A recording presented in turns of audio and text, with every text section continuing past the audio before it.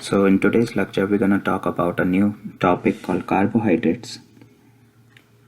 So in this chapter, we're going to talk about what is carbohydrates, what are the different types of carbohydrate, what's their function in our body, and what are the different properties of the carbohydrate. So let's start. What is carbohydrate? As the term is already saying to you, or this is carbon, carbo means carbon, and hydrate means water. So that means carbohydrate is a hydrate of carbon. So I can say CnH2O, and this is the formula for carbohydrate. N is the number of carbon, right? And then this is also number of carbon, right? So so this definition comes from the point of view that if you hydrolyze or break this carbohydrate, you will get a carbon plus water. So previously it was thought that if you heat any carbohydrate, you will always get carbon as well as water as a product. But this definition is not the right definition. So in modern chemistry, we normally use a new definition of carbohydrate, which is carbohydrates are polyhydroxy aldehyde or polyhydroxy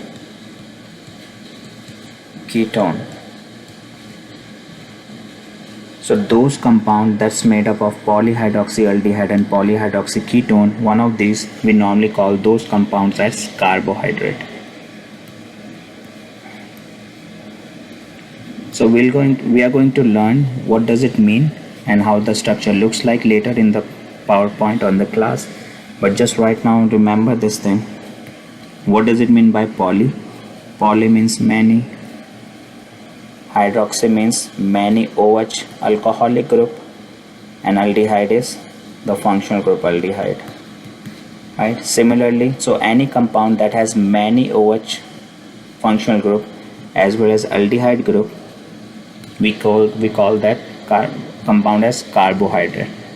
But similarly for polyhydroxy ketone, that means instead of aldehyde, if we have many OH group as well as the ketone group. What is ketone group? C double bond O, C. This is your ketone group. So any organic compound that is made of polyhydroxy aldehyde and polyhydroxy ketone, we usually call them as carbohydrate, right? So make sure you know this definition, and we'll talk about this definition later in the PowerPoint. So now let's go to the definition or the purpose of carbohydrate, why we're going to study about the carbohydrate. So we are going to talk about what is the function of carbohydrate. So as we know, carbohydrate is a major source of energy from our diet. So we usually take a lot of amount of carbohydrate through our diet. For example, we usually take starch that's come from bread or pasta, right? We also get lactose, which is one form of carbohydrate, one of the type of carbohydrate we normally found in milk. So there are many other examples. So these are the two examples that you might have probably heard before. So so carbohydrate is a major source of energy in our diet. It is made up of element of carbon, hydrogen and oxygen. As you can see from the definition of carbohydrate, you have carbon, you have oxygen and you have hydrogen. So this carbohydrate is made up of three elements: carbon, hydrogen and oxygen. And there is one small term. Carbohydrate are normally tell or says as saccharides. So if you see a term written as saccharide, or if you hear the term saccharide, that means we are talking about carbohydrate, which is mean is sugar, right? So let's go to the next. So now we're going to talk about what are biomolecules and biochemistry. So what are biomolecules? Biomolecule is the general term that refers to those organic compounds that are essential to life. So those organic compounds that we need to have to sustain life on earth, right? So what are the couple of examples? We have carbohydrate, we need energy, we need to have protein, we need to have lipids. These are all biomolecules that we need. Or we can also need, or we also need nucleic acid like DNA or RNA to store our genetic information or to pass the genetic information from one offspring to another offspring, right? And the study of these organic compounds that are essential to life and the process, what process they normally do within the living organism, the study of all these things we call as biochemistry. So from this chapter we're gonna go in a new branch of science called biochemistry. Okay. But if I ask you how we normally get a carbohydrate molecules on earth, who produces carbohydrate? Is plant, right? So carbohydrate, for example, glucose is a type of carbohydrate, is normally produced by plant on earth through the process of photosynthesis. So what is photosynthesis?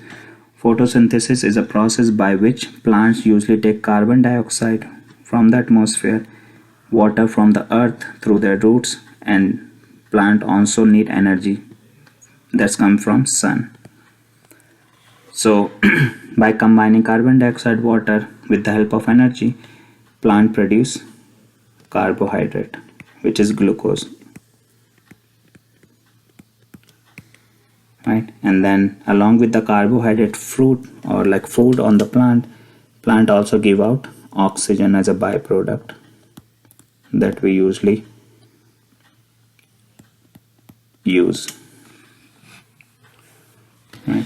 So so make sure you know this thing, what is photosynthesis and what is photosynthesis, how plant use the photosynthesis process to produce carbohydrate.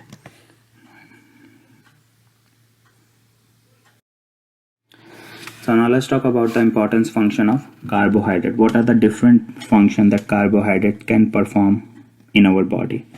So the first one is it provide energy through their oxidation. Whenever we oxidize food, whenever we eat food, and if they oxidize in our body, they provide energy to our body. It's also supply carbon for the synthesis of some of the cell component. As we know, our body is made up of cells, and you need some cell component within the cells for body to function properly. So this carbohydrate provides carbons to make some of the important cell components that is useful for our body. It also serves as a stored form of chemical energy. So some living organism also store energy in the form of carbohydrates. And the fourth one is forming a part of the structural element of some cell and tissue. So this carbohydrate also used as a structural element, means they are present on the cell membrane, right? Some of the structural feature of any cells. So all these four functions are important for the perspective of carbohydrate. So now let's talk about what are the different types of carbohydrate, how we can differentiate what are the different types of carbohydrate we have. So there are three types of carbohydrate we are going to talk about in this lecture. One is called monosaccharide, second is disaccharide, and the third is polysaccharide. And we already know saccharide means carbohydrate or sugar, right? So what is mono? Mono means one, right? So monosaccharide is the simplest form of carbohydrate. So what does it mean? If you go on the first reaction that is given over here, so monosaccharides are those carbohydrates when we hydrolyze in the presence of water, or if we want to break that monosaccharide, we are not going to get any product. So that means that saccharide is the simplest form. You cannot break that monosaccharide into a much smaller saccharides, right? This is the ultimate unit of carbohydrate. You can say this thing. That means no product. What is disaccharide? As we know, what is di mean? 2. Saccharide means carbohydrate. Means this saccharide or this carbohydrate is made up of 2 monosaccharide unit. When 2 monosaccharide unit combine through a bond, we usually make a disaccharide. So if I hydrolyze any disaccharide, what's gonna happen? If I break any disaccharide, so the bond between the 2 monosaccharide units is going to break, right? And then how many product you're gonna get? You're gonna get 2 product. This is one product, this is second product, 2 monosaccharide unit.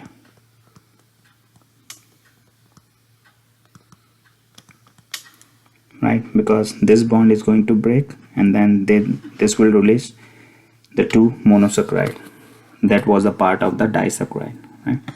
The third one is polysaccharide. Poly means many. That means this saccharide or this carbohydrate is made up of many monosaccharide unit. Means you have many monosaccharides. So this is monosaccharide, this is disaccharide bound through a bond, and if you have polysaccharide, that means you have many monosaccharide unit attached with a bond, right? So if you hydrolyze this polysaccharide, what you're gonna get? You're gonna get multiple monomer unit of the monosaccharides, right? This bond is going to break, so you will get individual monosaccharide as a product. Right. So you can easily identify which type of saccharide or carbohydrate you have by hydrolysis reaction, depending on how many product you're gonna get through hydrolysis.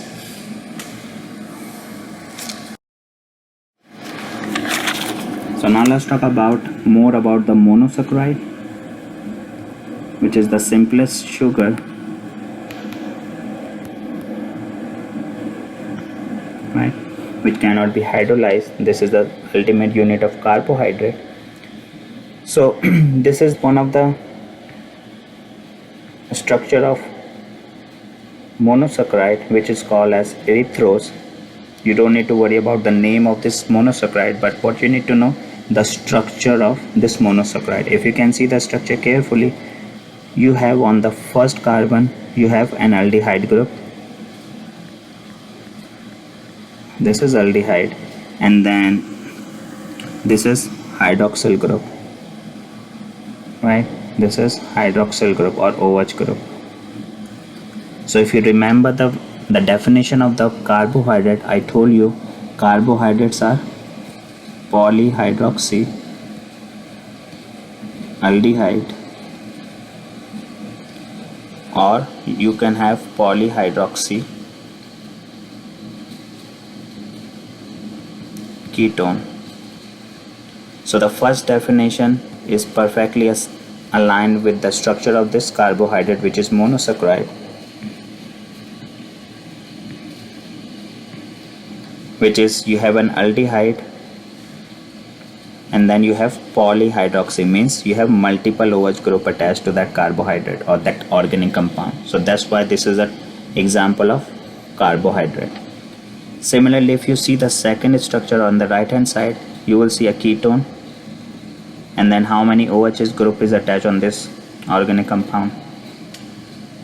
3, right? More than 1, so multiple OH group. So the second definition is polyhydroxy ketone. So this is also an example of carbohydrate, and the name is erythrulose. So you don't need to worry about the naming, but you need to know why these are carbohydrate, right? Because they are polyhydroxyaldehyde or polyhydroxy ketone, right?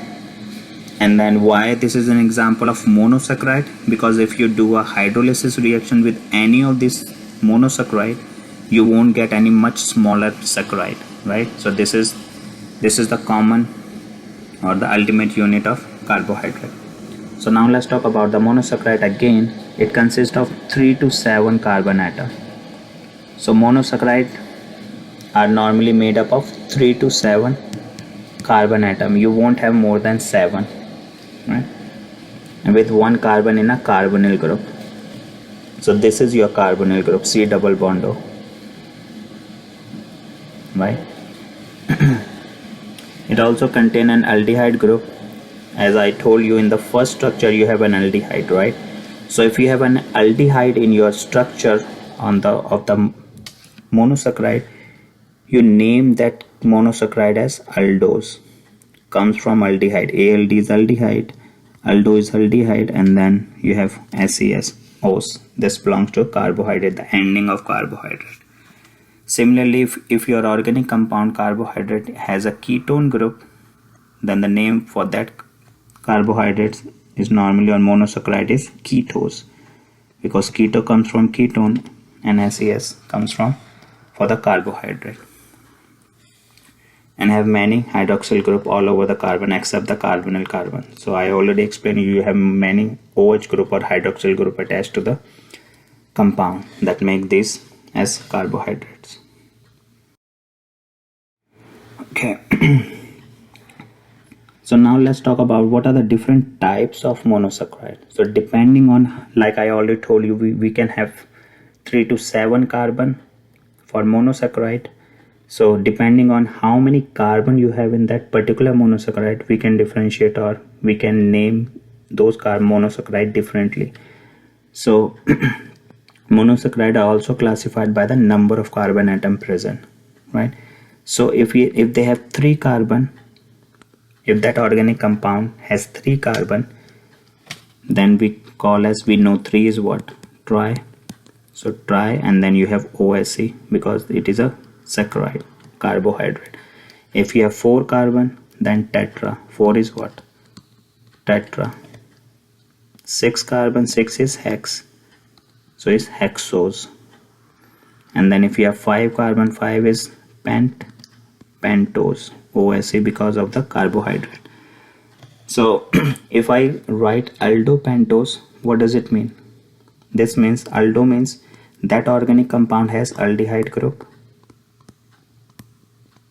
right? And then pentose means that organic compound is made up of 5 carbons, right? So it's a 5 carbon monosaccharide with an aldehyde group. Similarly for ketohexose, you have hexose means 6 carbon, and keto means ketone, you have a ketone group. So depending on if you have aldehyde or ketone, you can name the organic compound as aldo and ketose, right? So some example. So let's take the first example over here. So this is an aldehyde, and this also has polyhydroxy, means more than one OH group. So this is one of the OH group, this is second OH group. So this belongs to the carbohydrate, right? And we are talking about monosaccharide, right? So how we name this compound that is given, the first one? So we have aldehyde, so that means this is aldo, right? And then how many carbon you have in there? 1, 2, 3. So it's 3 carbon. So I can say aldo triose, and OSE because this is a carbohydrate. Similarly, you have an aldehyde, this is aldo. You have polyhydroxy, you have 3 hydroxy in here, so that's why it's polyhydroxy. And how many carbon you have? 1, 2, 3, 4. So 4 carbon is tetra, this is aldo, so I can write aldo tetrose. Same applied over here. 1, 2, 3, 4, 5. You have many polyhydroxy, many OH group. You have aldehyde group. You have 5 carbon altogether. So aldopentose. Similarly, the last example over here, what you have? You have ketone. So in this example, this is a ketone, not an aldehyde. So that's why we have to write keto. And how many carbon we have? 1, 2, 3, 4, 5, 6. So keto. 6 is hexose, right?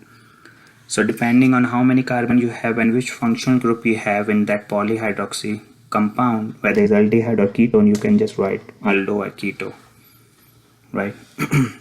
So make sure you know this terminology, how you name any aldo or keto compound, right? Depending on how many carbon you have in that compound.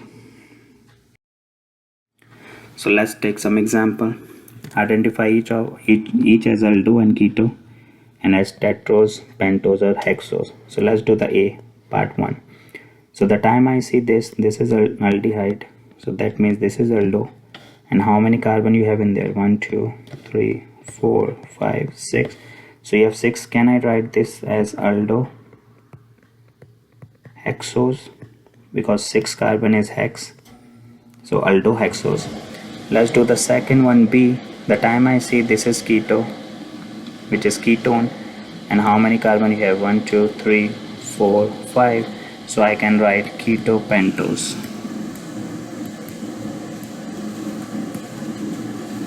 Right. So we already specify whether it's aldo or keto, or whether it's pentose, hexose, or tetrose, depending on which organic compound is given. Right. So answer is already provided to you that I explained in the previous slide, so you can have a look. So now let's talk about a special term called chiral molecules. So to understand this chiral molecule, we're gonna see one example that will really help you to understand what is meant by chiral molecule and what is chiral compound mean and what this chiral means. Right. So before we go into the chiral, we know that everything has a mirror image. So whenever you put anything in front of the mirror, you will get a mirror image, right? For example, if you hold your right hand, which is this, in front of the mirror, this is mirror, so you will get its mirror image. So this is mirror image that you can see in the mirror, right? Which exactly match this mirror image is going to match exactly with your left hand. If you see your left hand and the mirror image of your right hand, they are going to be the same, right? If you see the thumb in the mirror is actually yours on the left hand side, like you have on the left hand, right? And if you turn your palm towards each other, one hand is the mirror images of one another. If you can hold your both hands side by side in front of each other, you will see one of the right hand is the mirror image of left hand and left hand is a mirror image of right hand, right? If you compare, right? So so if you look at the palm of your hand, your thumbs are on opposite side. If you put both of your hand in front of your eyes, and then if you see your thumbs from both the hands are present on the different side. Left hand side has a thumb on the left hand side, right hand side has a thumb on right hand side, pointing right hand side. If you overlap both of your hand on top of each other, are they going to superimpose with each other completely? That means you're going to superimpose it completely or not? So you will see you are not going to superimpose completely, right? Because the right hand thumb is not going to superimpose on the left hand thumbs, right? They are pointing in opposite direction. Getting my point? So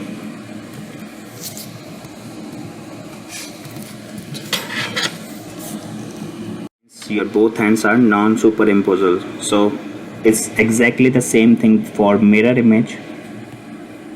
Like I already told you, this mirror image of your right hand, this is your right hand, this mirror image will look like a left hand, right? Which is actually is a mirror image of your right hand, but is actually looks like your left hand. So that means if you superimpose your mirror image with your right hand, they are not going to superimpose, right? They are not going to cover each and every part of your finger completely. So that means they are non-superimposable, right? They cannot be superimposed, right?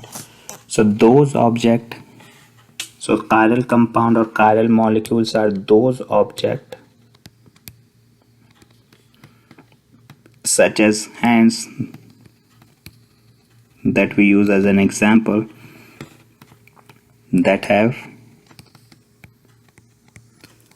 a non-superimposable mirror image. mirror image. So if any object, and if that mirrors and the mirror image of that object is not superimposable, they cannot come perfectly on the top of each other, that means that object that object is a chiral object, right? So make sure you know this definition. And there is one more term that you need to know about, is achiral. So we already talk about what is chiral. So those objects that has non-superimposable mirror image. But what is achiral molecule? Achiral is that object that has a mirror image that can be superimposed completely, which is opposite of chiral. So objects that have a superimposable mirror image,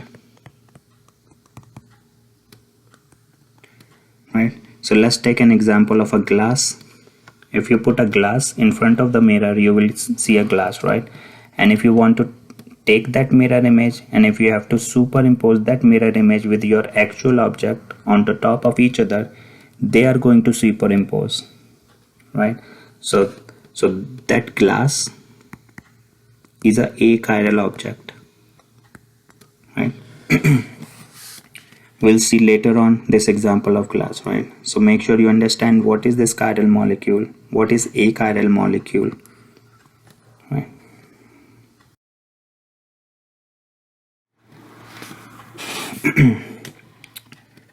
So achiral and chiral compounds is a type of stereoisomers that we just discussed.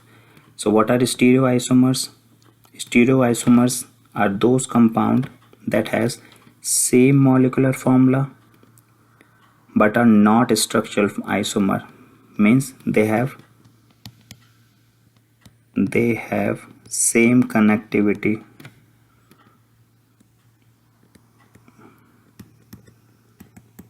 with atoms, means you are not breaking any bond. Whatever the bond you have is gonna be the same, but the atom bonding in the same sequence but differ in the way they are arranged in space. So for example, if you have this carbon, and on this carbon you have, let's say, 4 objects, 1 2 3 4. So this is one of the object. Can I make the same object something like this? 1, see 1, then I just replaced 4 with 2, 2, then 3, then 4. So if you can see, both of these objects has the same molecular formula C123 4, right? But and they have the same molecular formula, they have the same sequence or connectivity. If you can see, all these 4, 1 2 3 4, 1 2 3 4, all these 4 different groups attached with this carbon, so it's not different, right? So we didn't break any bond and remove any of the group, right? Still all the 4 group is attached with the same carbon, right? But what's the difference? Now they are arranged in space differently. So what is mean by differently? Differently means in the first structure, second group is placed on the left hand side, but in the second structure, which is have the same molecular formula, this 2 is placed on the right hand side. Everything else is same, molecular formula is same, connectivity with the carbon is same, only the position of the functional group or any atom is just changed, right? In 3 dimensions, one is on the left side, another one in the right hand side. So we call those type of isomer as stereoisomers, right? And make sure you also know that those compound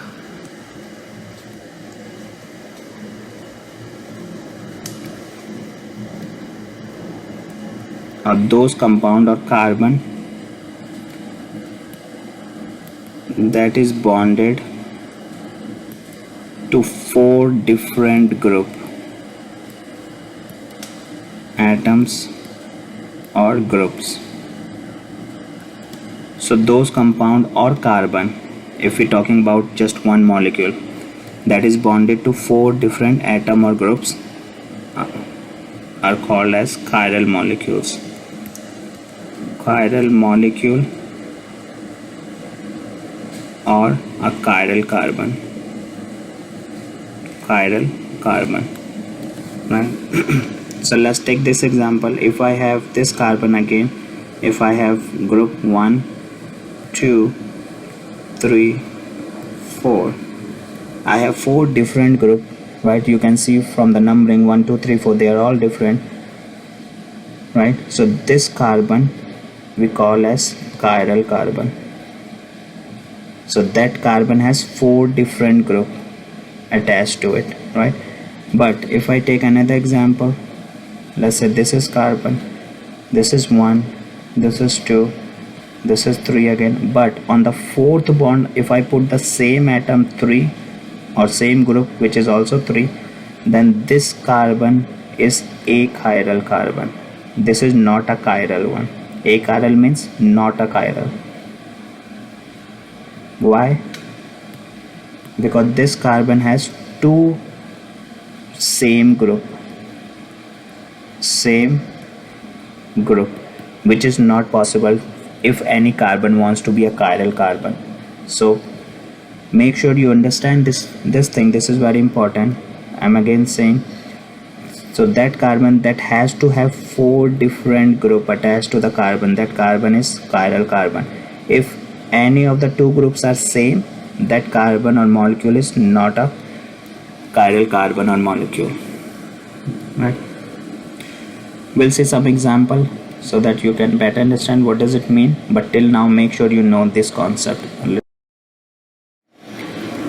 Okay, so we already talk about what is chiral means. I already explained you the example of the hands, and I already told you what are achiral.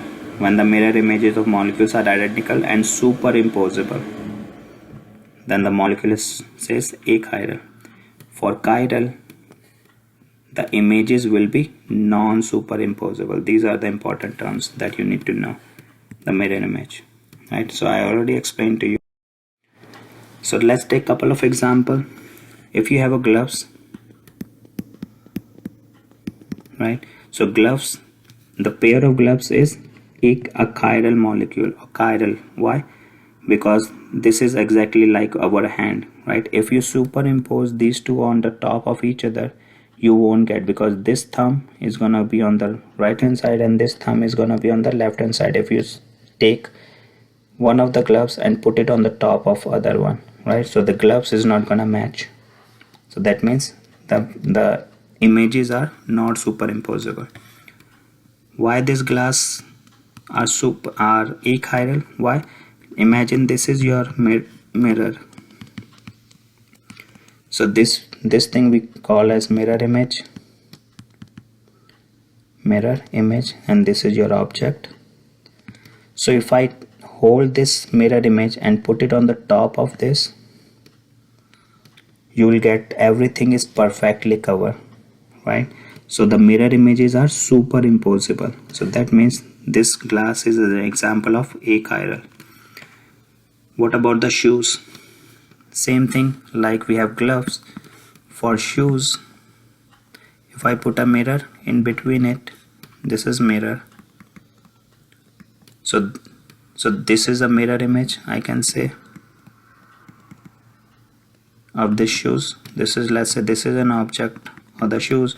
So this thing is a mirror image of this shoe, right?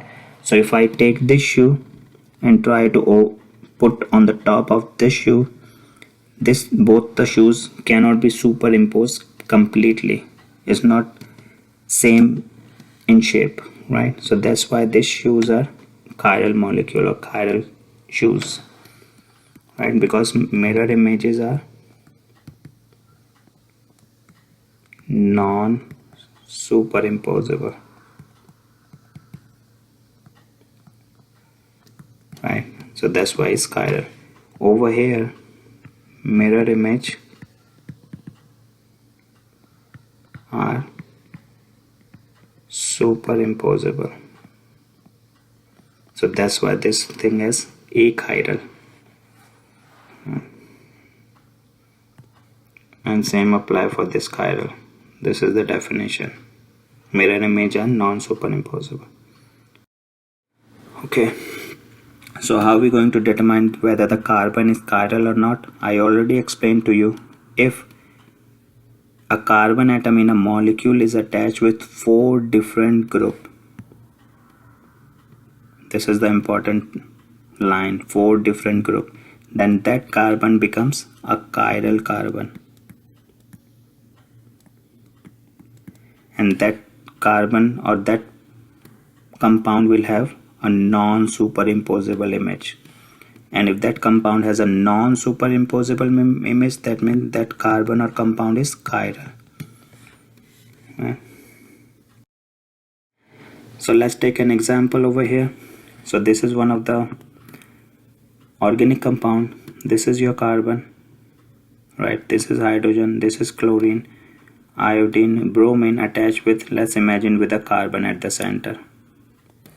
So if I put a mirror image, what you're gonna see, you will see the chlorine is close to the mirror, bromine just go on the opposite side, hydrogen and iodine will be on the same side, but it also changes its location a little bit, right? So if I hold this entire molecule, pick from my hand and then hold it and then try to put on the top of it, you won't see any perfect overlap. This is the example. Hydrogen is gonna overlap because this is on the top, this is on the top, they are going to overlap. Iodine, they are going to overlap, but this chlorine and this bromine, they are not going to overlap. Why? If you can see over here, this chlorine will go on the top of bromine, chlorine going on the top of bromine, and similarly bromine is going on the top of chlorine. So that means it's not a perfect match. So the mirror images of a chiral compound cannot be superimposed. So this is an example how you can look around for the superimposable images. And when stereoisomers cannot be superimposed, they are called enantiomer.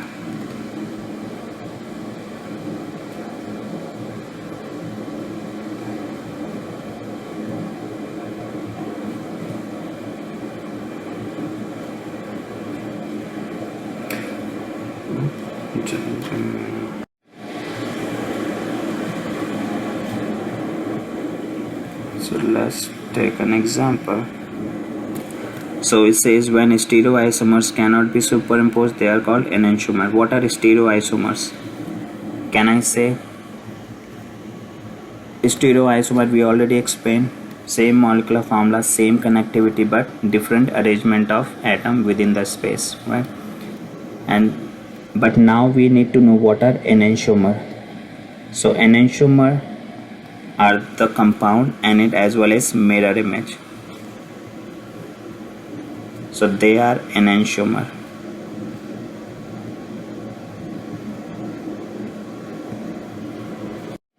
Right? So these two can be saved. We can easily say these are stereoisomers. Right? So those stereoisomers that cannot be superimposed. So they are stereoisomers, both of them. But what's the special thing about these stereoisomers? They cannot be superimposed, as we can see from this structure. They are not superimposable. So those stereoisomers that cannot be superimposed, we have a special term called enantiomer. So make sure you know this term. What are enantiomer? Enantiomers are those stereoisomers that cannot be superimposed. Right? So this is enantiomer. This is also enantiomer. Right?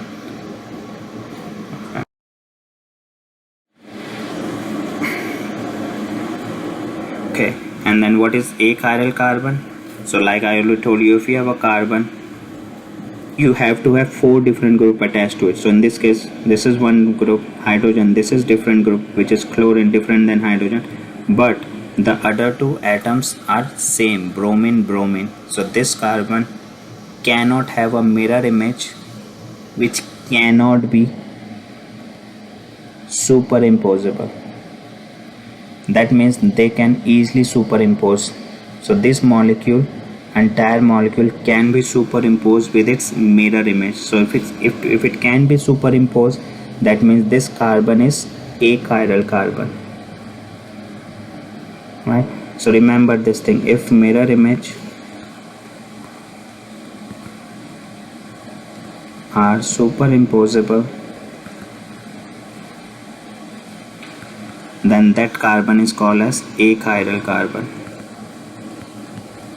right? And then I already told you about the second definition. You need to have 4 different group on the carbon so that the carbon can become achiral carbon. Okay, so let's try to solve a couple of problem over here so that you better understand how to figure it out whether the carbon is chiral or achiral. What is chiral? Let's take with an A. So this is the carbon that we want to see whether it's chiral or achiral. So what we need to see, we need to see this carbon has to be bonded with 4 different group or atoms.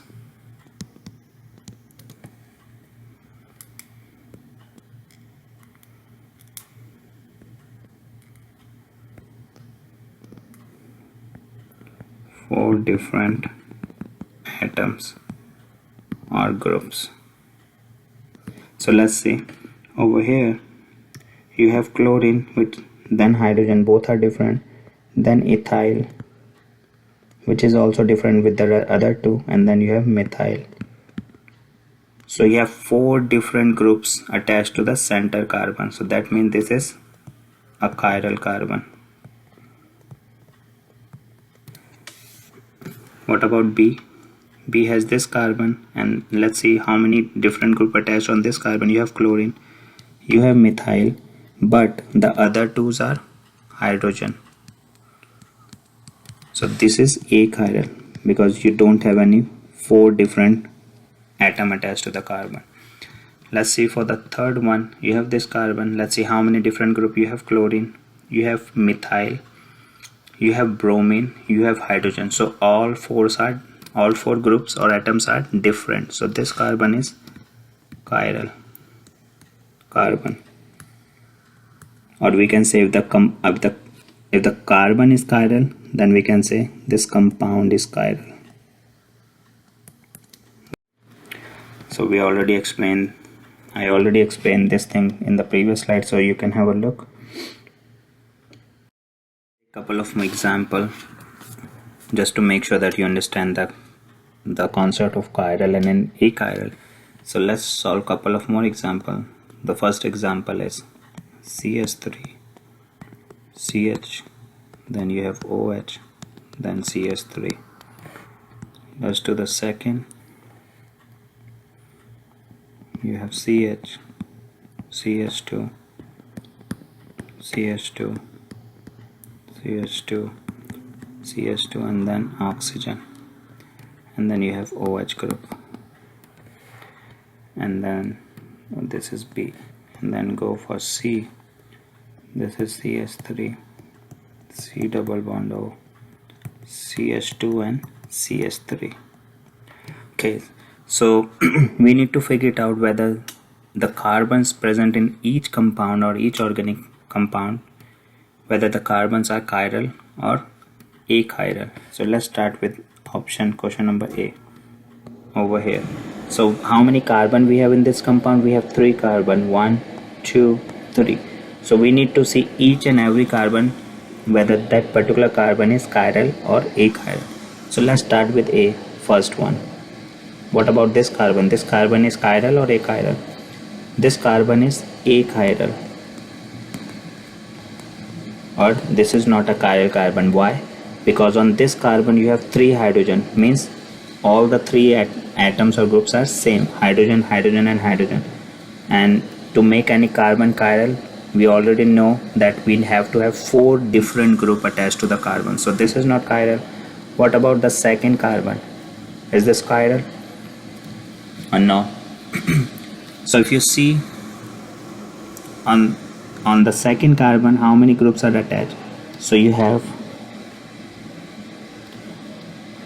one of the group attached or atom attached is hydrogen,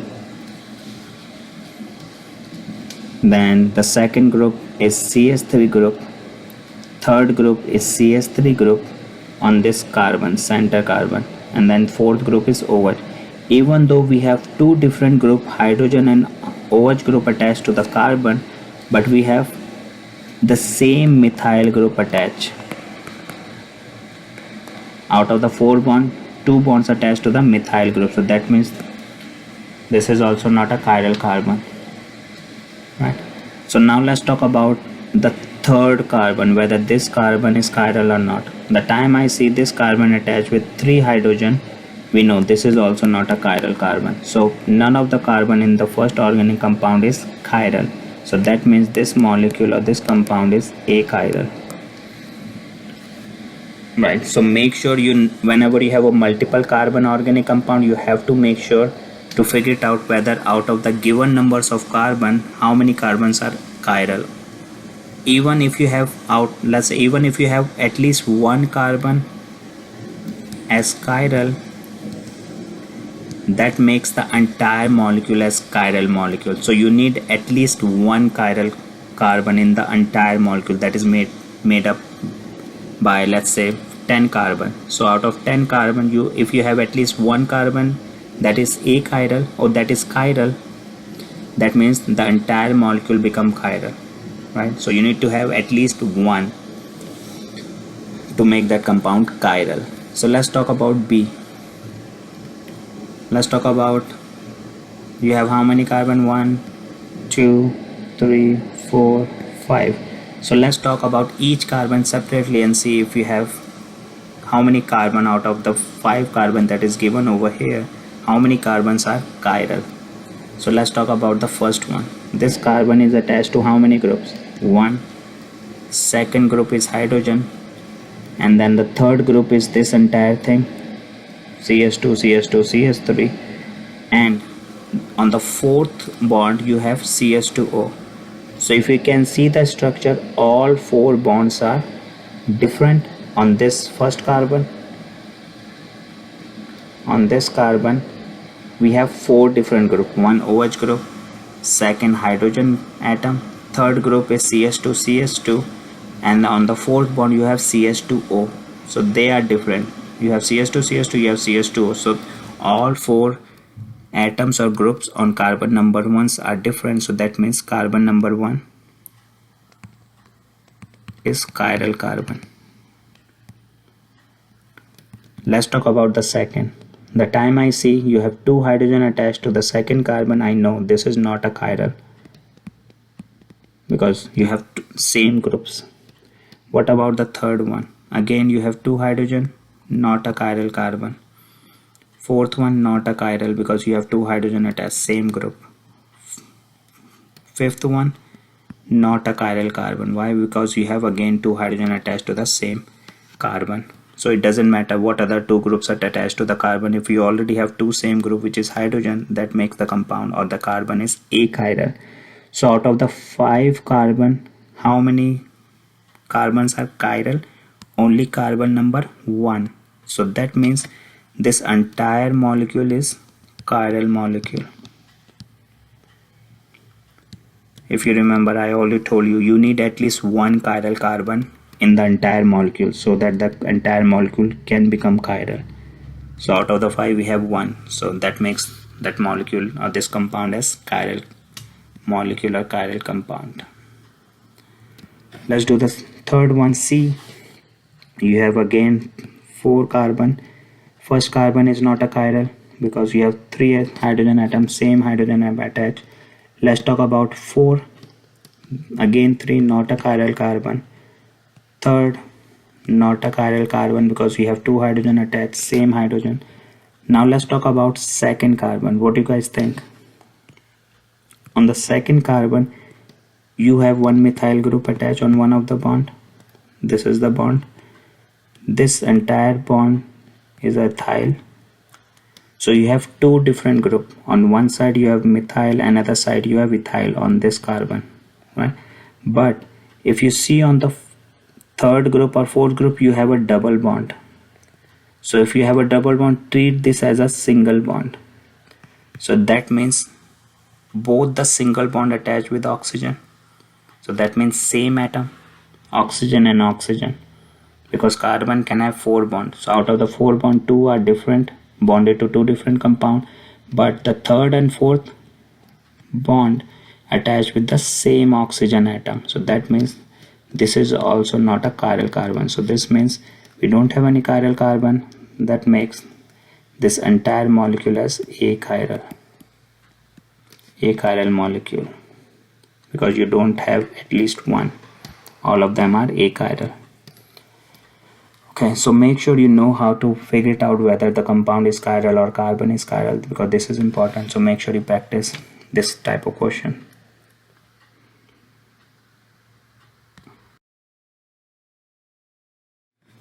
So now we're gonna talk about a Fisher projection. What is Fisher projection is, why we need to use Fisher projection in carbohydrate or to make any compound in a Fisher projection. So what is Fisher projection? So let's assume we have a 3-dimensional structure. As we know that most of the organic compound is a 3-dimensional structure, right? They're present in a 3-dimensional space. So sometimes it's very time consuming, or sometimes it's very difficult to make a 3-dimensional shape of the given molecule. So to solve this problem and to form that 3-dimensional space into a 2-dimensional space, one of the scientists called Emil Fischer gave a method so that you can just draw a 3-dimensional shape in 2-dimensional space. So what is Fisher projection? Fisher projection is a 2-dimensional representation of a 3-dimensional molecule. So that will help you to just draw a 3-dimensional space molecule into a 2-dimensional space, right? And this projection, or this way of writing a molecule, we normally write the most highly oxidized carbon at the top of this molecule. So if you know what is the most oxidized carbon, aldehyde in carbohydrate, right, or ketone. So basically we're going to work on aldehyde and ketone for carbohydrate, and this is the most oxidized carbon for in any compound. So we're gonna put aldehyde or ketone, if it's possible, on the first carbon of the molecule. So you will see the Fisher projection is something like this. So you will put aldehyde on the top, CHO, or you can write C double bond O H. This is your aldehyde, and then you will see a vertical line as well as horizontal line. So these line where so this intersection of two lines, vertical as well as horizontal, you will see the lines are crossing, and this intersection of line represent a carbon atom. That is usually a chiral carbon.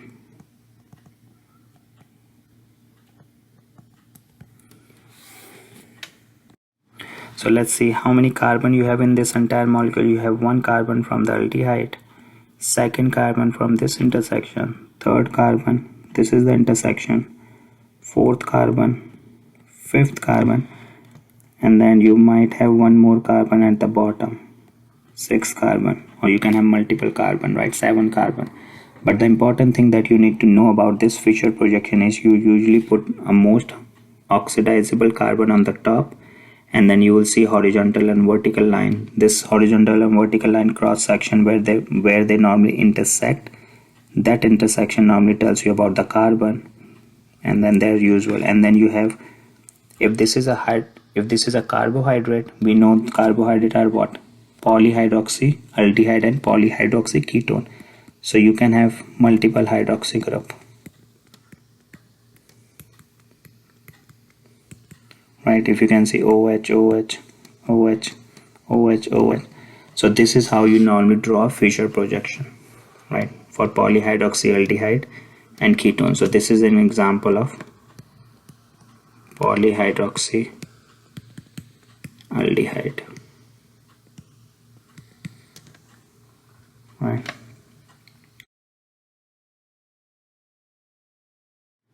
Okay, so this is the same concept that I just explained to you.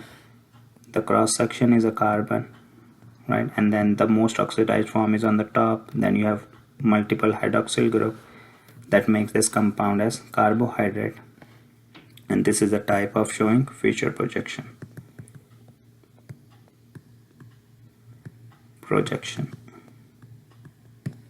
Right.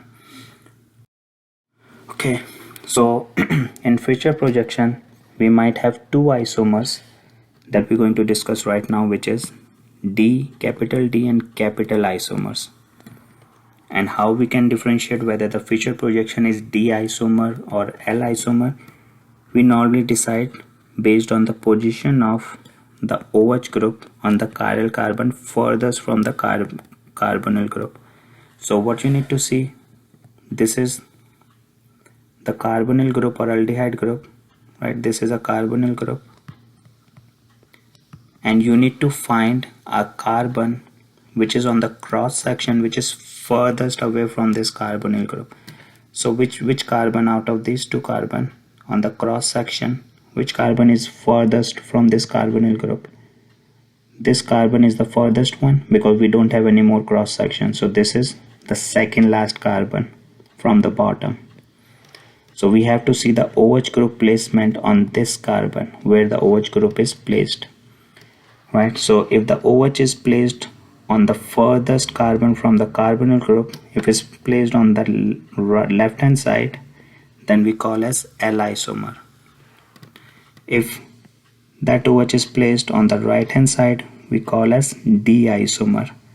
So make sure you don't get confused. So I'm saying again, so you always have to see the position of the OH group on that carbon on the cross section that is further away from the carbonyl group, right? So let me give you one example. OH, H, H, OH, H, OH, OH, H, and then you have CS2OH. So this is a random carbohydrate. That's just for you to understand the DLL form. So I just made a random Fischer projection. So can you tell me this Fischer projection is L isomer or D isomer? So what we need to see, this is a carbonyl group, and we need to see the furthest carbon from this carbonyl group on the cross section. So this is the carbon which is further or the furthest away from carbonyl group. So you have to pick this carbon and see where the OH is group. In this case, this is on the right hand side. So this is a D isomer. If it was on the other side, then it would be L isomer. But the only important concept is here you have to pick this carbon. So don't get confused which carbon we have, because we have multiple OH group. So make sure you don't get confused, and you need to know which OH group you need to find out to figure it out whether it's D or L.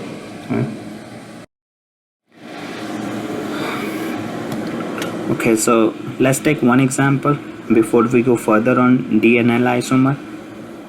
Let's talk about indicate whether each pair is the mirror image that cannot be superimposed. So let's take, you have option A, you have two images which are mirror images with each other.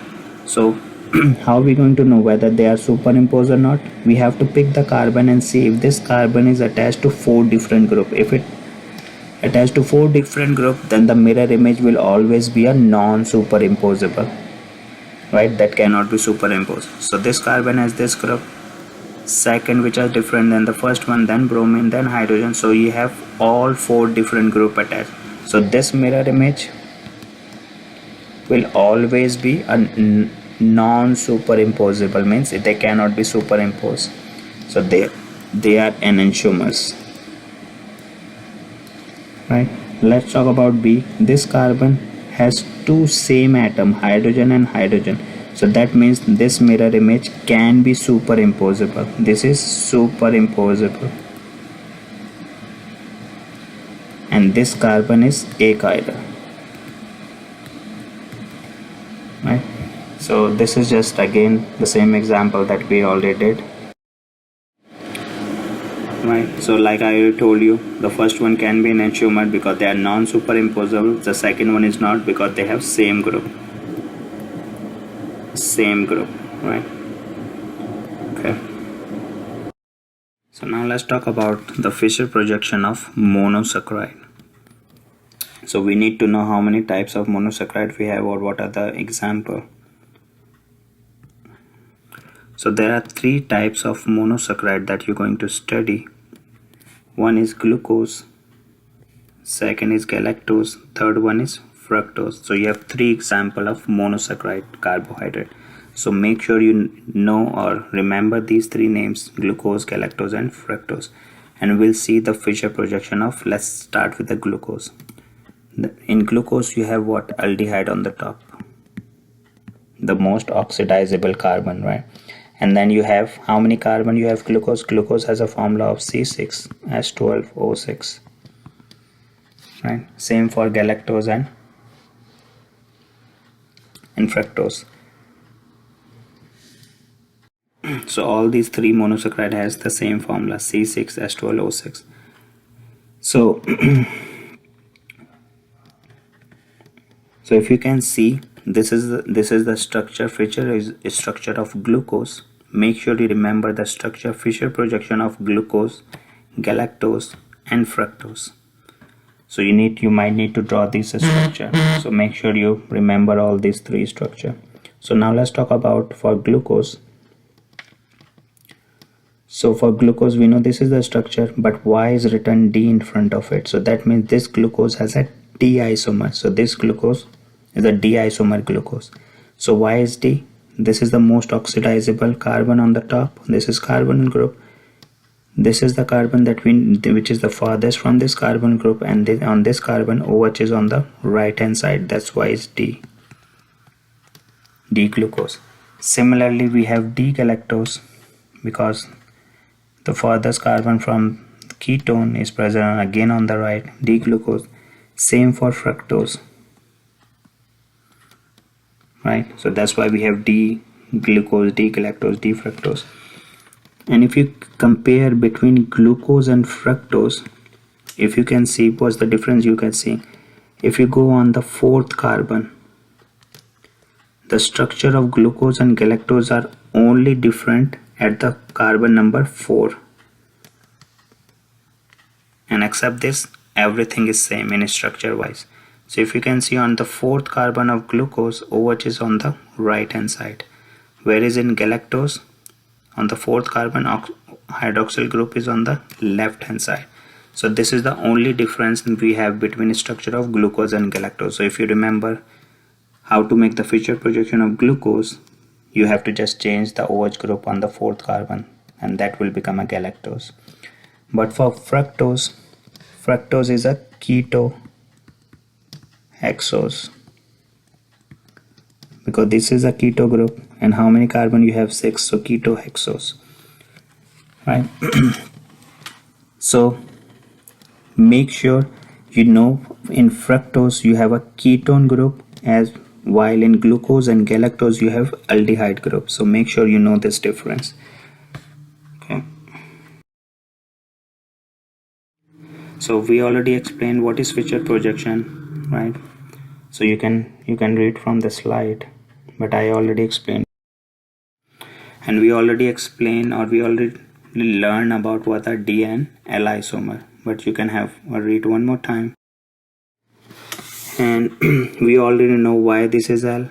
Don't worry about the name of the carbohydrate, whether it's ribose, right? We we don't worry about the name of the carbohydrate right now, but what we are going to worry about in this particular question is whether it's L or D isomer. So I know this is the carbon which is farther is on the left hand side, that's why it's L, and then D because this is on the right side.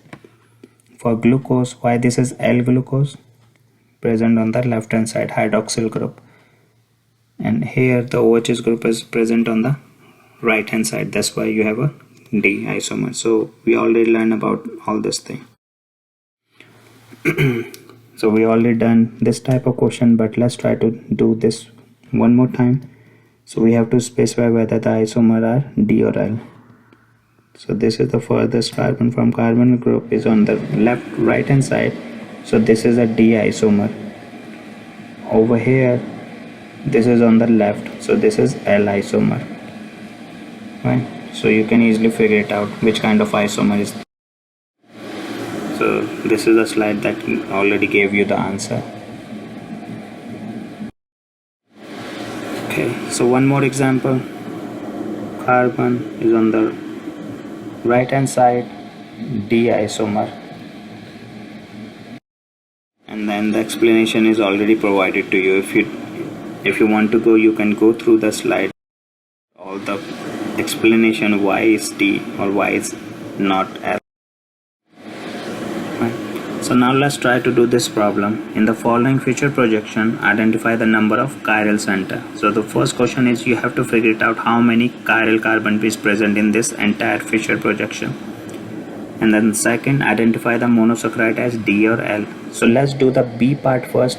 We know this is the last furthest carbon from the carbon group is present on the left side, so we know this is L isomer, right? So now let's go with the A. How many chiral center is present? So how to figure it out the chiral center? So let's start. How many carbon you have? 1, 2, 3, 4. So we need to figure it out for each carbon separately. So for carbon number 1, is it chiral or not? Like we already explained, I already explained to you, this carbon has hydrogen attached to it, and then this entire structure, right, on the second bond. But third and fourth bond, because I already told you, assume this double bond is 2 single bond present on the same oxygen. So this carbon is not chiral because you have 2 bonds attached to the oxygen. What about the second carbon? So for second carbon, one of the group is OH, second atom is hydrogen, both are different. The third group is aldehyde group for this carbon, and the fourth bond of this carbon is this entire different structure which is different with the rest of the 3. So that means second carbon is chiral, right? This is a chiral. What about the third one over here? So let's talk about third. You have OH group 1, then hydrogen group, 2 different group attached. Then the third group downward, this is alcohol, this is a third different group, different from the other 2. And the fourth bond that you have include this entire structure which is different with the rest of the 3 atom or group that is attached to the carbon number 3. So that means you have 4 different group attached to carbon number 3. So this carbon number 3 is also a chiral carbon. What about 4? So carbon number 4 is not a chiral carbon, is achiral, or is not chiral. Why?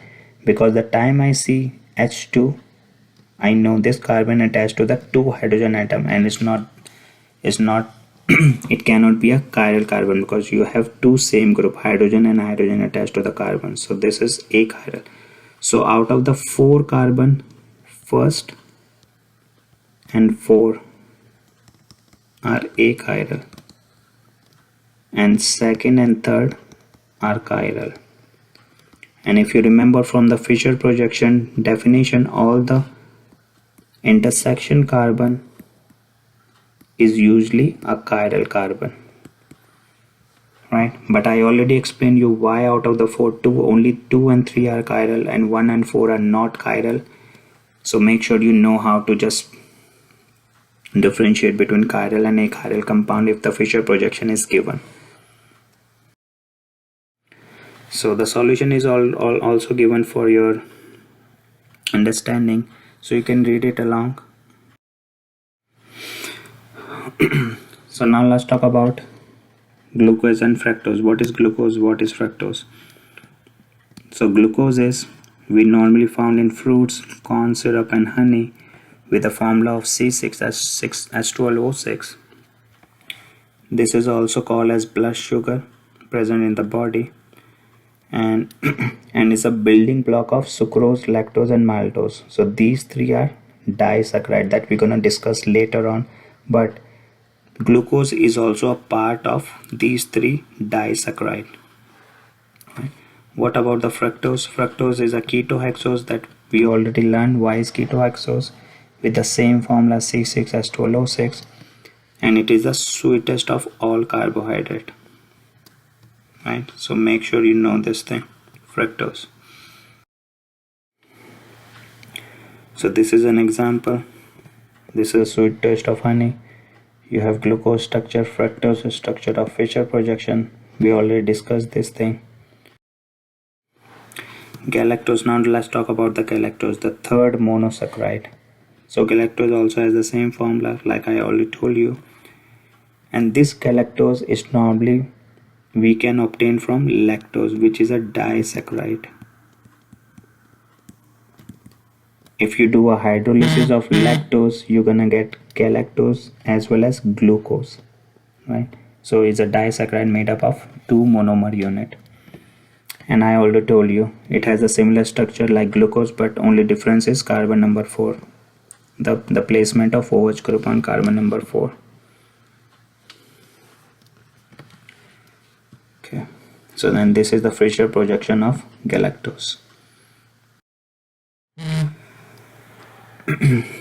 So now let's draw the Fisher projection of D fructose and L fructose. So like I already told you, you need to remember this Fisher projection that you can draw easily if you remember it. But let's assume you already drew this thing, right? So you already drew the D form.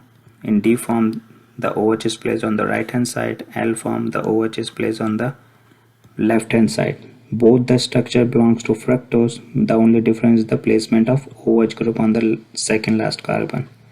That's why you have two isomers, L and D. Right. Okay, so now we're gonna talk about another way of drawing the structure of monosaccharide or carbohydrate called Howard projection. So what is Howard projection? As we know that Fisher projection are open chain structure where you have open chain. This is your Fisher projection.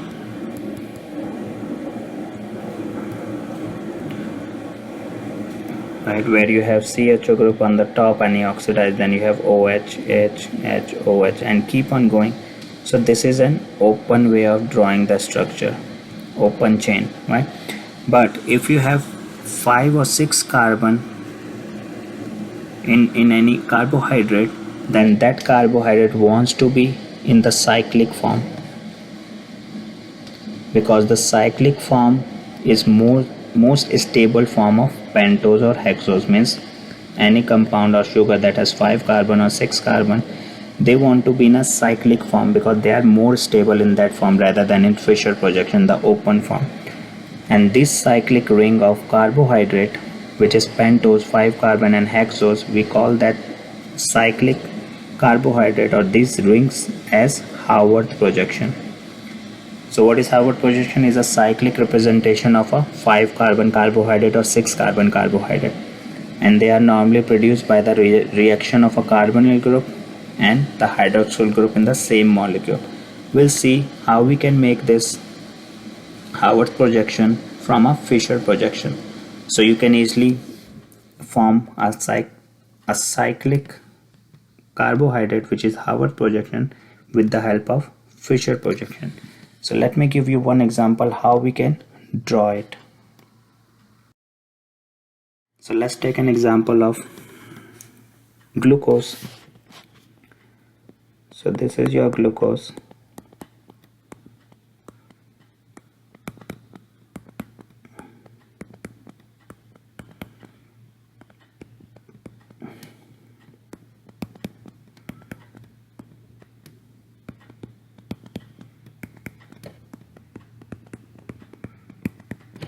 So this is an example of D glucose, and we already know why is D, because the OH is placed on the right hand side. So this is a Fisher projection.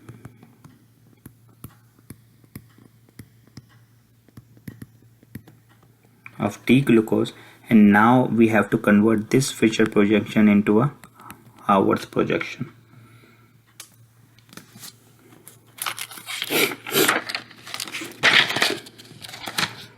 Let's talk about the Haworth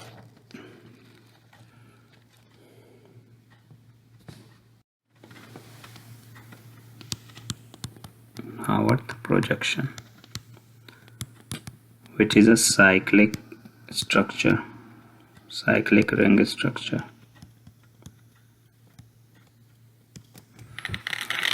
Right, so there's a way how we can convert Fisher to a Haworth projection. So just see it carefully.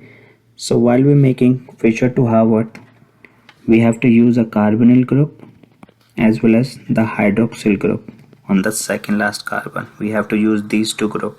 So what's going to happen, the hydrogen from the oxygen is going to bind with this oxygen, right, of the carbonyl group. And then once this hydrogen is going to bind with this oxygen, one of the bond is going to break, because oxygen can make two bonds. If the hydrogen is here, let me put hydrogen, and let me remove the hydrogen from this OH group, right? So now this carbon of the carbonyl group is now left with only three bonds, but carbon has to have 4 bonds, and this oxygen from where we took out the hydrogen has just one bond, which is bind to carbon, right? So it also need one bond. So this oxygen says to the topmost carbon that okay, we can make a bond together. So they're gonna make a bond now.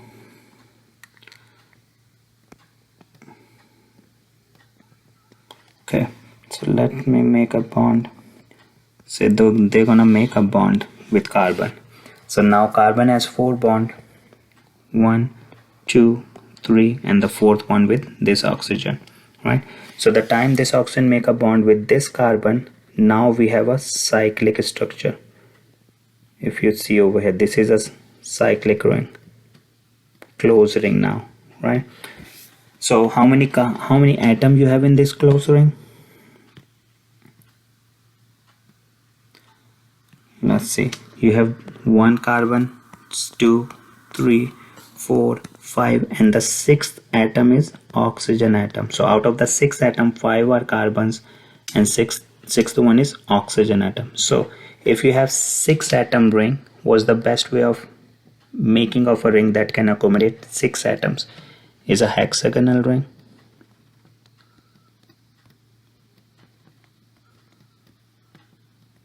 Right, so this is 1, 2, 3, 4, 5, and 6th one is your oxygen, right? This is the best way of representation if you have 6 atom, hexagonal. So now we have to just put hydroxyl group on each of them, right, on each carbon, because in Fisher projection you have OH H group, right, on different carbons. So we have to apply the same OH and H group on the same carbon, right? So assume all the groups, whether it is OH group or H group, which is present on the right hand side of the Fisher projection, will be on the bottom side or lower side in Fisher and Haworth projection. Means going down. Any group present on the left hand side is going up in Haworth projection, right? So you need to know the difference over here. So let's start with carbon number. So let's leave carbon number the way it is, we'll talk about later on. Let's start with carbon number 2. So carbon number 2 have hydroxyl group on the right hand side, that means this will go down, and hydrogen is on the right hand side, that means this will go up. On carbon number 3, H group is on the right hand side, that means it will go down. OH is on the left hand side, it will go up.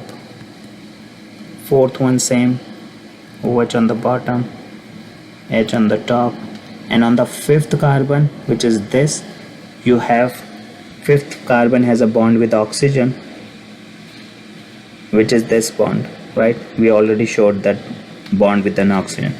The same fifth carbon has an hydrogen attached to it, and then one CS2 OH attached to it, right? So make sure you remember the fifth carbon, the CS2 group is always gonna be on the top, and then hydrogen is on the bottom, right? So this is your Harvard projection. But before we tell that this is the complete Harvard projection, we have to look on carbon number 1, because we left carbon number 1. So if you see on carbon number 1 on the top, what we have hydrogen attached and we have OH group attached. So I can put OH on the top or hydrogen on the bottom, or I can flip it. I can put OH on the bottom or hydrogen on the top. So I have a choice to put OH up or down, right? So depending on where this OH group is placed on this carbon number 1, we have two isomer, right? Alpha and beta isomer. So remember this thing, if the OH on carbon number 1 is placed on the top, then this is a beta isomer. If it plays on the bottom, then it's alpha isomer. So by looking at the Harvard projection and the location of OH group on the first carbon, you can say whether it's a beta isomer Harvard projection or alpha isomer Harvard projection. And so for this particular example, let assume I put OH on the top, right? So I'm assuming I put OH on the top, that means beta isomer. So let's try to name this Harvard projection. I know this is glucose because it comes from glucose, right? So I know this is glucose, and it comes from D-glucose because the Fischer projection that I used to make this Harvard projection is D-glucose. The only difference is you have a new isomer which is beta. So I can say beta D-glucose. So beta defines which isomer you have in Harvard projection. D tells you about which Fischer projection you use to make the Harvard projection. And then this will tell you the monosaccharide name. Right. So this is Fischer projection, and I just converted Fischer to Harvard projection over here. So make sure you practice, use the same rule that I just described you in this particular example, and apply the same rule in different. Convert galactose Fischer projection to a Harvard projection of galactose, right? Similarly for fructose, Fischer projection to fructose Harvard projection. So you can easily do this thing. So now let's talk about the Harvard projection of fructose. So we know this is fructose, right? And then this is the carbonyl group, and then what we need to do, again same rule, this OH group from the second last carbon is gonna bind with this oxygen, and this one of the bond of this carbonyl group is going to break, and this oxygen that is left behind once we took out this hydrogen and put it on the top, this oxygen is going to bind with this carbon of the carbonyl group. So you're gonna get a closed structure again, right? Closed circular structure. So how many carbon or how many atoms you have in this closed structure? You have this carbon 1, 2, 3, 4, and the fifth atom will be oxygen. So remember, whenever you are converting a Fischer projection of fructose to a Harvard projection, you are making a 5-membered ring, atom membered ring, right? Because the top carbon is not the part of the ring. So this is only 5 atoms, 1, 2, 3, 4, and the fifth one is oxygen, right? So which is the best way of representing a 5-member ring? It's something like this, O and then 5, right? And then how are we going to put the OH and hydrogen across this in Harvard projection? we have to apply the same rule. If anything is placed on the right hand side, is going to go down. So let's start with carbon number 3, right, which is this. So hydrogen is on the right hand side, is bottom, on the lower side, OH is on the left hand side, on the top. Fourth one over here, OH is on the right hand side, again is on the bottom, hydrogen on the top. And the fifth carbon, like I told you when we were doing the glucose molecule, the sixth carbon CH2OH will always be on the top, right? And then the hydrogen is on the bottom, and this carbon is attached with oxygen, which is this, right? Now let's go to the second carbon, because we left second carbon, right? And the first carbon is on the top. So the second carbon in Howard projection, how many groups you have? You have one group called CH2OH, and another group is this OH group that we made after putting the hydrogen on this carbonyl group. So now again there are two ways I can put this OH group on the second carbon. Either I can put OH group on the bottom, or I can put the OH group on the top. So if I putting OH group on the bottom, that means this is alpha isomer. And this entire Howard projection comes from what? D fructose. So that's why it's D fructose again. So alpha tells you about this OH, and the other two names comes from which feature projection you used, right? And in this particular case, the OH is on the top, that's why it's beta D fructose, right? And one more important thing that you need to know for the structure of fructose, like Howard projection of fructose, in the ring, the first carbon is carbon number 2, not the carbon number 1 like we had in glucose. So in the cyclic structure, the first carbon of the cyclic structure, that is after oxygen, is carbon number 2, not carbon number 1. So you have to make sure, because carbon number 1 is outside the ring, right? So you have to make sure you know this concept. What's the difference between glucose and fructose Howard projection? So let's try to make the cyclic form of D-galactose. Again, this hydrogen we're going to remove and put it on the top of this carbonyl, right? And then the time I have to remove this double bond, and then this oxygen is going to bind with this carbon, and then we have a cyclic structure. This is a cyclic structure, right? So how many atom you have? 1, 2, 3, 4, 5, and sixth one is your oxygen atom. If you have 6, this is a hexagonal, right? So this is 1, 2, 3, 4, 5, right? And it says write the cyclic form, so we have to write both alpha as well as beta isomer, right? So now let's try to put OH and H. On carbon number 1, we have OH group and hydrogen. If I am putting OH on the bottom and H hydrogen on the top, so that means I am putting an alpha form, right? On the second carbon, OH will be on the down, hydrogen on the top. On the third, hydrogen on the down, OH on the top. Fourth one, hydrogen on the bottom, OH on the top. And on the fifth one, like I said, this CH2 group is always on the top. Then you have hydrogen, right? So this is the name alpha, because you have OH group on the bottom on the first carbon, alpha D galactose, right? If I had to make beta isomer, the structure will remain same, except this OH will be on the top and hydrogen on the bottom on the first carbon. So this is beta form. Everything else remains same. The only difference is on carbon number 1, right? So that will be your beta. So now let's talk about the chemical properties of the monosaccharide. What are the chemical reactions this monosaccharide normally gives?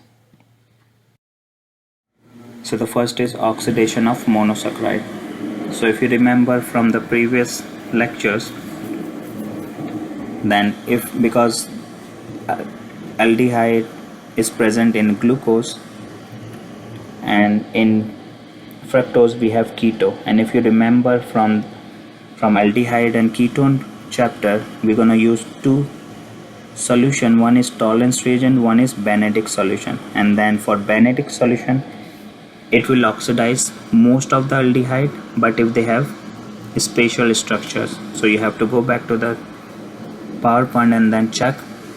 But the main purpose is over here. This Benedict solution can oxidize all the monosaccharide, whether it's glucose, fructose, or galactose. So all these three monosaccharide can be oxidized by this solution. So that means if you put a Benedict solution which is blue in color, after being oxidized, after it oxidized the aldehyde to carboxylic acid, it gets reduced to a new product which has a color of brick red. So the appearance of brick red in a solution tells you that this solution has already oxidized the aldehyde group or ketone group present in glucose or fructose or galactose, right? So remember this thing, all the three monosaccharide give oxidation reaction with Benedict solution,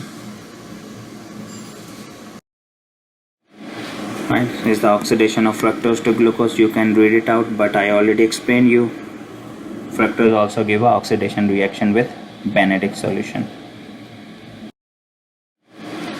Now the second chemical activity is the reduction of monosaccharide. So what is meant by the reduction? Reduction is addition of hydrogen. Addition of hydrogen to the molecule. Right? So in this particular case, let's say this is glucose. You have an aldehyde group on the top. If you are putting hydrogen in the presence of platinum catalyst, one of the hydrogen will go over here, another hydrogen will go over here, and this bond is going to break, and then you're gonna make an alcohol, right? So that means you are reducing aldehyde to alcohol. Alcoholic group, right? So this is glucose. The name after being reduced to alcohol, the name will be glucitol. If you remember the OL because of the alcoholic group you have on the top. So D-glucose is converting into D-glucitol. So same thing for fructose and galactose, right? So they get reduced with hydrogen in the presence of platinum to give alcoholic compound. So now we're going to talk about a disaccharide, second form of type of carbohydrate. So we already know about what is disaccharide. When two monomer unit or monosaccharide unit combine together with the help of a bond, they form a disaccharide, right? So disaccharide is composed of two monosaccharide unit that is being linked by some kind of bond. We'll see which kind of bond they use to link together. The most common disaccharides are, so disaccharides, in this chapter we're gonna see three different disaccharides. The most common ones are maltose, lactose, and sucrose. So we are going to read or learn about these three disaccharides, right? So what is maltose? How we make maltose? Maltose is normally we make by combining two monosaccharide, which is glucose and glucose. So you need two monomer unit of glucose together to make maltose. How are we going to make a lactose? Lactose is made up of two monomer unit. One of them is glucose, second one is galactose. For sucrose, again two monomer unit. One of them is glucose, another one is fructose. So if you can see, for all the disaccharide that we have over here, maltose, lactose, and sucrose, one of the monomer unit in each of them are glucose, but the only difference is the second monomer unit. In maltose you have second glucose, lactose, galactose, and sucrose, fructose. So make sure you know what are the different kind of monosaccharide normally combined to give these three disaccharide. So let's talk about maltose first. What are maltose? Maltose is a disaccharide also known as malt sugar. It's composed of 2 alpha D glucose molecule. So like we already know from the previous slide, maltose is made up of glucose and glucose, right? 2 glucose monomer unit, and those 2 monomer unit has this form alpha D glucose. What is meant by alpha D? That means in Harvard projection you have alpha isomer in both of them. So we'll see in the next slide how does it look like. Right? You can find this maltose in cereal, candies, right, and also found in both alpha and beta form. But let's look at the structure of maltose, how these two alpha D glucose come close together and make a bond to make this maltose, right, a disaccharide. Now let us look at the structure of maltose where 2 glucose units join together. So let's assume this is structure 1, glucose 1, this is glucose 2. So this is the Harvard projection. You have alpha D glucose. We all know why is alpha, because this is alpha. This is alpha D glucose because on the first carbon this OH is on the top. This is also alpha. So both the glucose molecules are alpha D glucose. So let's put these two molecules close together. The time these two molecules comes close together, the OH group from the first glucose molecule on the first carbon combine with the hydrogen on the fourth carbon hydroxyl group, right, and come out as water. So if the water is removed, what else left? This oxygen. So this oxygen is now gonna make a bond with this carbon number 1 because that's the only thing left. So this oxygen is going to make a bond with this carbon number 1, right? So this kind of bond we call as glycosidic bond. So if I ask you which kind of bond that disaccharide molecule used to join together 2 monosaccharide unit, so the answer is glycosidic bond, right? So the glycosidic bond is the main bond that combine 2 or more monomer unit of carbohydrate. So but why is written in front of it glycosidic bond alpha 1,4? Because to make this glycosidic bond, which atom or group we use OH group on the first carbon, which is an alpha isomer, right? So that's why this is alpha. And what is 1,4? So the carbon number 1 we used carbon number 1 hydroxyl group and carbon number 4 H hydroxyl group to make this glycosidic bond. So 1 and 4. So it's alpha 1,4, alpha because of the isomer of the first glucose molecule because we use the first carbon hydroxyl group, and 1,4 because we used first and fourth carbon of 2 monomer unit to make this glycosidic bond. So that's why in maltose we're gonna use alpha 1,4 glycosidic bond. So you have to remember which kind of bond or was the name of the bond that combined 2 glucose molecule together to make maltose. Now let's talk about the lactose. We know this is a glucose. This is a milk sugar that normally found in milk, right? So lactose is a disaccharide found in the milk and milk product, and it make up 6 to 8% of human milk and then about 4% of the cow milk. So basically this is a milk sugar. So how we normally make a lactose? So if you see, lactose is made up of 2 monomer unit. One is glucose, second one is galactose. So when glucose and galactose come close together, they form lactose with the help of glycosidic bond. So which kind of galactose we use? We use beta D galactose. So you have to make sure which kind of galactose or isomer of galactose we are using to make this lactose. So galactose is beta D, glucose is alpha D, and we all know why is alpha and beta, right? So when these galactose and glucose molecule come close together, they're gonna again form water by removing OH group from the first carbon of the galactose and hydrogen from the fourth carbon of the glucose, right? From the hydroxyl group of the fourth carbon of glucose molecule, and then it releases water again. And what else left? You left with oxygen, that's gonna bind with carbon number 1 of the galactose. So you will see this oxygen is bound to carbon number 1, right, through a bond called glycosidic bond again. And then you will see the term beta 1,4 written in the front of it. Why is beta 1,4 glycosidic bond? Why? Because on the first carbon, if you remember, we used beta form of the galactose, and the OH group that we used to make a glycosidic bond is beta form. So that's why beta and 1,4, because we used the first carbon of the galactose and fourth carbon of the glucose. So beta 1,4 glycosidic bond. So make sure you know which kind of bond we have in lactose. It is beta 1,4 glycosidic bond. Is again the same structure that I already explained to you. Why is beta 1,4 glycosidic bond, right? So just you can have a read and see the structure one more time. Now let's talk about our last disaccharide, which is sucrose.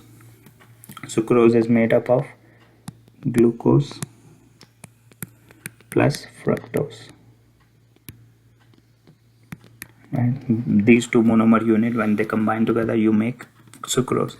So sucrose is obtained from sugar cane, and sugar beet consists of, what are the two isomers we're gonna use? For glucose is alpha D, for fructose is beta D fructose, right? So you have to make sure which kind of isomer we used to make this sucrose. For glucose is alpha D, for fructose is beta D, and we'll see how this structure normally come close together and bind through a glycosidic bond. So let's take this example. This is alpha D glucose, this is beta D fructose, because these are the monomer unit that should be combined together. And if you can see, in fructose, the second carbon, and from the glucose, the first carbon. So the first carbon of glucose giving you OH, and then the second carbon of the fructose will give you H from the hydroxyl group and come out as water, right? And then the oxygen from the carbon number 2 is going to is going to bind with carbon number 1 from glucose. If you can see this bond. So the name of this bond is glycosidic bond. But why is alpha beta 1,2 glycosidic bond? Why is the name? So you should be able to understand right now why is alpha beta, because in this particular case we are using OH group, which is from the glucose, which is in the form of alpha, right? And from the fructose we are using, from carbon number 2 we are using the hydrogen from the hydroxyl group, which is in the form of beta.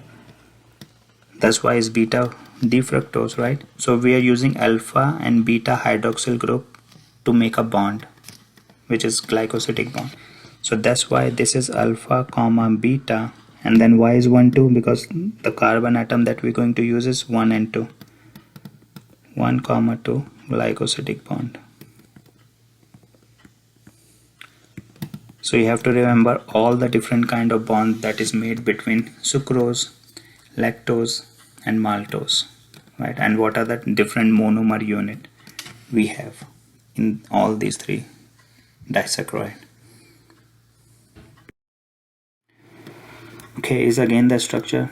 So you can easily see again, SOH and H combine together, form a bond. Then we have alpha beta 1,2 glycosidic bond, right? Okay. So now let's try to do this problem. Identify the monosaccharide in each of the following. If you have a lactose, out of the three, which monosaccharide combine together to form lactose? For maltose, similarly for sucrose. So for lactose, we have a monomer unit alpha D glucose and beta D galactose. For maltose, alpha D galactose and alpha D glucose and alpha D glucose. 2 monomer unit. And for sucrose, alpha D glucose and beta D fructose. So you need to make sure you know all these monosaccharide units. Now let's talk about our last type of carbohydrate, which is a polysaccharide. So the name is saying poly means many, saccharide means like carbohydrate monomer unit, carbohydrate glucose unit. So polysaccharide is a polymer of many monosaccharide unit. So let's say each square will tell you the monosaccharide unit. So you have many monosaccharide unit bind through a glycosidic bond.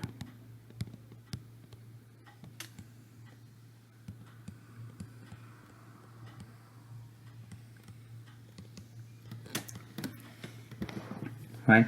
So 4 important polysaccharides that we're gonna talk about in today's lecture are amylose, amylopectin, cellulose, and the 4th one is glycogen.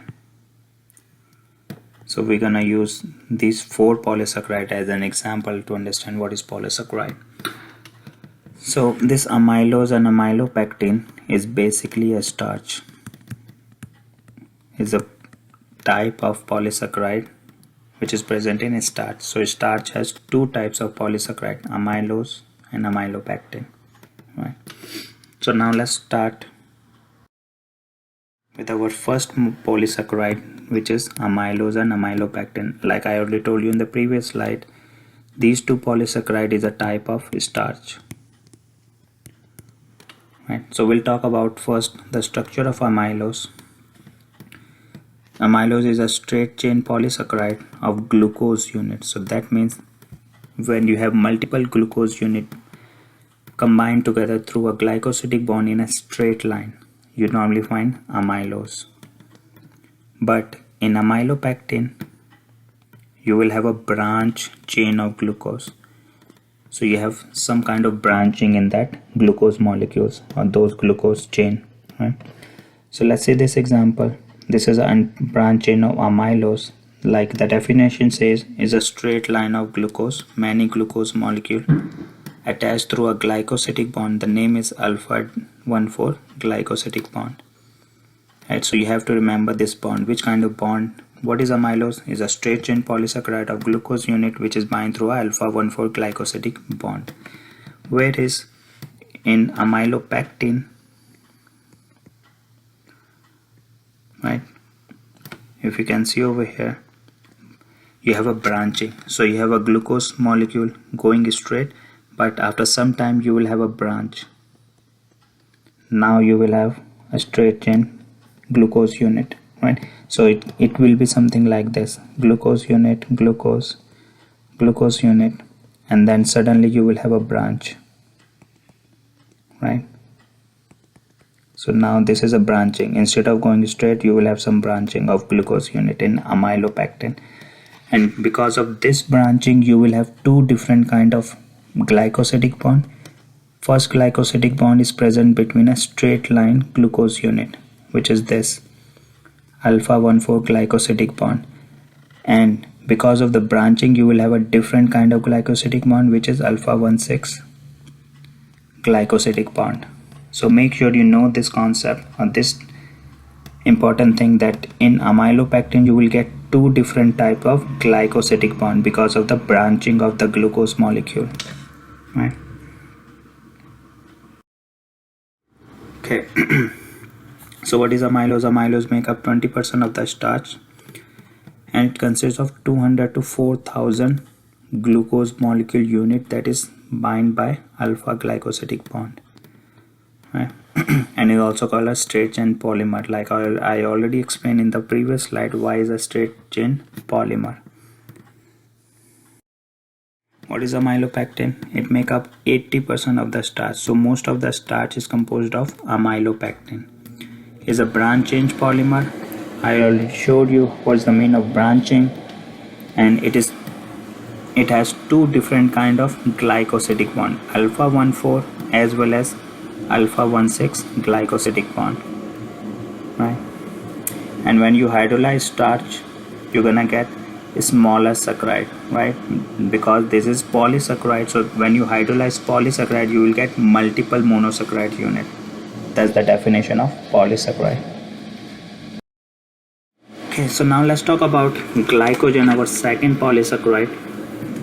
Glycogen is a polymer of again glucose that is stored in the liver and muscles of animal, right, which is also called as sometime animal starch.